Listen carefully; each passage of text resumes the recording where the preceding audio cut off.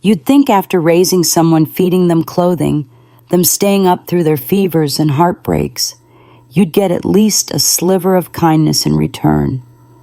But no, instead, I got that sentence. You should have died years ago.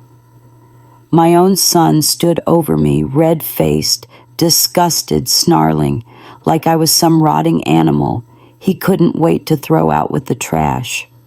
I felt my throat close. I couldn't breathe, not from my COPD, but from the betrayal. It wasn't the first time he insulted me, but it was the last time I stayed silent. My name is Joanne Parker. I'm 72 years old, and I have advanced COPD arthritis, and some days I can barely feed myself. My hands tremble. I'm slow. My lungs feel like broken bellows. I haven't walked unaided in 3 years. I live in this chair now, and after everything I've given my son Blake, my only child sees me as a useless, pathetic object. He said those words 2 weeks ago. Let me take you back to the exact moment. It was the middle of the night. I had called out, barely able to reach the call button from my bed because I couldn't breathe. My oxygen mask had slipped. He came storming in like I had set the house on fire. No concern, no urgency, just a scowl.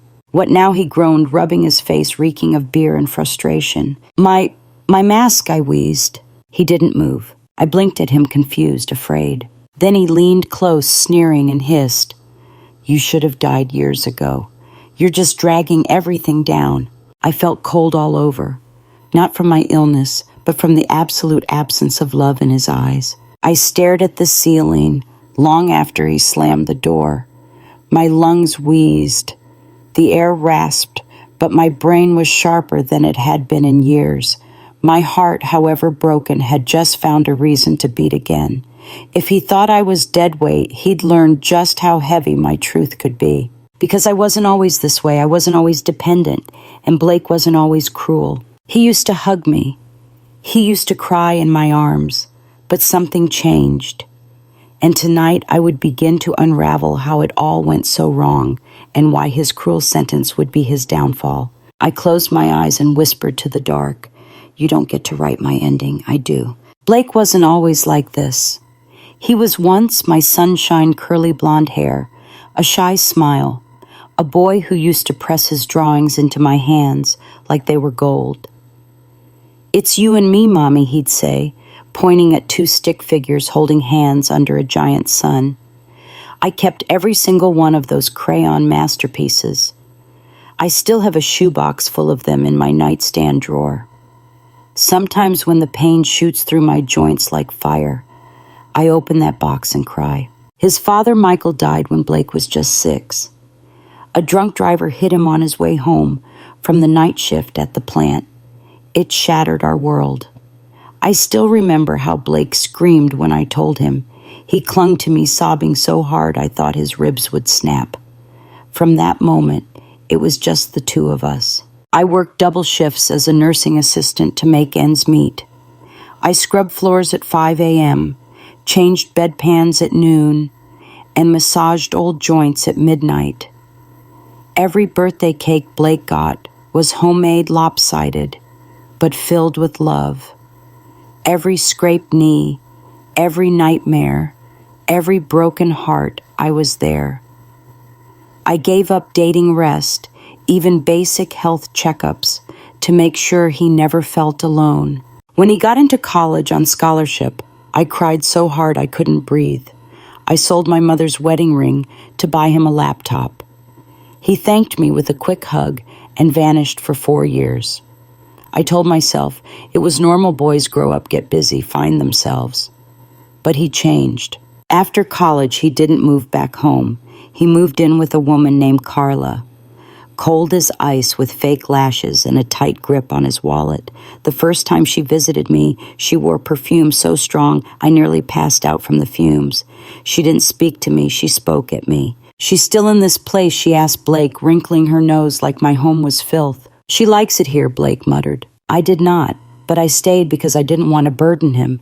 That word would come to define me in his eyes' burden. Years passed and my health declined. Arthritis. then COPD. Then I fell in the shower and couldn't get up for hours. That was the first time I saw Blake look at me not with concern, but with calculation. From then on, things escalated. Less visits, less warmth. Then came the day he took my bank card for convenience. Then the pressure to sign power of attorney in case anything happens.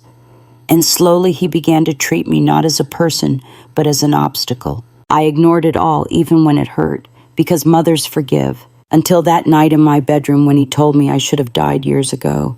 That night, forgiveness died. That night, something else was born. After that night, something hardened in me.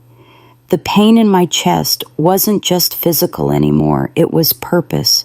His words, vile and cruel, had burned away the last pieces of denial I'd clung to. For years, I'd told myself Blake was just tired, stressed, overworked. But no, he didn't love me anymore. Maybe he never truly did. And now he wanted me gone. The next morning, I watched him move around the house sipping coffee like nothing had happened. I stared at his face and saw no remorse, no guilt. He avoided my gaze. When I asked for help to reach my medication on the shelf, he responded flatly, "Can't you manage it yourself?" And then he walked away. That day I made a silent promise I would find a way to protect what little dignity I had left and make him answer for everything. It started with the mail. Blake had taken over handling my letters and bills, claiming it was less stress for me, but I suspected there was more to it. One morning after he left for work, I wheeled myself to the door, waited for the mailman, and intercepted the pile before Blake could grab it. There it was, a letter from the mortgage company, past due notice. My house, which had been paid off 10 years ago, was somehow in danger of foreclosure. My hands shook as I flipped through the pages. He'd taken out a second mortgage, forged my signature, and drained the funds. I nearly passed out. That evening, I confronted him with the letter. He didn't even flinch. "I'm your son," he said coldly. "You won't live much longer anyway. At least the house won't go to waste." I wanted to scream. I wanted to slap him. But my body betrayed me. I couldn't even lift my arms properly. So instead, I just looked him dead in the eye and said, "I see you now." And I meant it, clearly. That night, while he went to sleep, I used the emergency phone I kept hidden in a drawer and called the only person I trusted, Elaine, my old coworker and dear friend from the hospital. We hadn't spoken in months, but she answered instantly. I sobbed and told her everything, Blake's words, the forgery, the neglect. She was quiet for a long moment, then said, "Joe, I think it's time you fought back, and I know exactly how." Over the next few days, Elaine came over when Blake was at work. She brought files, papers, a recorder, and most importantly, an attorney. We began collecting proof, gathering every document, every record of his transactions, every insult. I even recorded him when he thought I was asleep. I wasn't planning revenge. I was preparing justice because my son wanted me gone, but I still had a voice, and soon the world would hear it. The day Blake brought her into the house was the day I knew he no longer cared who saw his cruelty. Carla, his longtime girlfriend, strutted in like she owned the place. Heels clicking perfume, choking the air, lips curled in disgust. She didn't even say hello, just scanned my living room like she was already planning renovations. "She's still here," she muttered to Blake, loud enough for me to hear from my chair. I thought the home was the plan. I stayed silent. But I pressed record on the small device Elaine had taped beneath my seat cushion. Blake walked over, placed a hand on Carla's back, and said in that venom-laced whisper, "Soon. We're just waiting on the final doctor's letter. Once she's declared non-competent, I'll have full control. Then we sell this dump." I didn't blink. I didn't flinch. I just listened. He walked past me, didn't even meet my eyes. Later, when they thought I was asleep, I heard them laughing in the kitchen, laughing about me, about how much the house would go for, about flipping the old crone's tombstone. That night, something inside me boiled. Not sadness, not fear, rage. Elaine came the next morning, saw the look in my eyes, and knew something had changed. I told her everything I'd heard. She nodded, took the recorder, and said, "Good. Now we have them." She handed me a copy of a document I never expected to see. It was a revised power of attorney, the one Blake had filed, with forged signatures. We matched it against my real signature from an older lease. The differences were glaring. Elaine's lawyer friend, a sharp woman named Miriam, said, "This is a felony. We just need a witness or a notary to confirm you never signed this." I had won my old notary friend Dolores from church. She came the next day, looked at the fake signature, and whispered, "Oh, honey, that's not you." She agreed to testify. Things moved quickly after that. We filed a legal report. We compiled the audio clips, his cruel remarks, the admission of fraud, the plans to have me declared mentally incompetent. Elaine made backups on cloud drives. Miriam submitted the first warning notice to Blake's employer. He worked in finance and fraud doesn't sit well there. And still, I said nothing to him. I waited as he smirked at me each morning, waited as Carla measured curtains, waited as he poured himself whiskey at night, too smug to realize the ground was crumbling beneath him. He thought I was weak, a silent dying woman who couldn't even stand. But I had something more powerful than legs or lungs, the truth. And soon it would drop like a hammer. 2 weeks later, the trap was set. Elaine had arranged a surprise lunch visit with Blake. She told him I wanted to make amends and hand over full control of the house in writing. Predictably, he arrived early, slicked back hair, smug grin, holding a manila envelope he thought would seal his victory. He brought Carla, too. She wore pearls and a white sundress, like she was already mourning me, or celebrating. "Feeling generous today, Mom?" Blake asked as he set the folder down on the coffee table beside me. I looked at him and smiled, not the smile of surrender, but of finality. "I've got something for you first," I said. Elaine entered from the kitchen, calm and confident. Right behind her was Miriam, our lawyer, and Officer Daniels, a quiet man from the local precinct, who had reviewed all the documents and audio files with us in private. Blake blinked. Carla's smirk froze mid-rise. "What is this?" Blake said, glancing around like he was about to be pranked. Elaine handed him a small black recorder. "Why don't you press play?" He did. His own voice crackled through the room. "You should have died years ago. Once she's declared non-competent, I'll have full control. Sell this dump." Just waiting on the letter from the doc. With each phrase, the color drained from Blake's face. Carla's hand slowly slipped from his arm. This is edited. This is illegal," Blake shouted. "No," said Miriam, stepping forward.